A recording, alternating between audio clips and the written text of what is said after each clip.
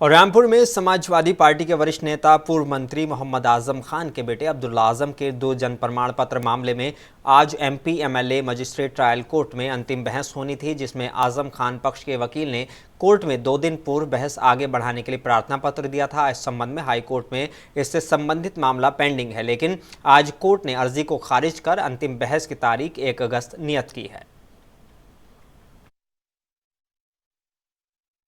आज MP MLA magistrate court में अब्दुल्ला आजम खान के जो 2 फर्जी जन्म प्रमाण पत्र का मामला था वो लगा गया था। इसमें अभी पिछली तारीख को 26 तारीख को अब्दुल्ला आजम खान के अधिवक्ता ने एक प्रार्थना पत्र दिया था कि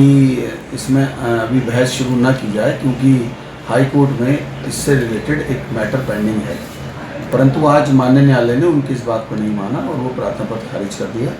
और अब अंतिम बहस के लिए दोबारा से 1 तारीख नियत कर। आज मेन तो यही था, वैसे 5-6 मामले और लगे हुए थे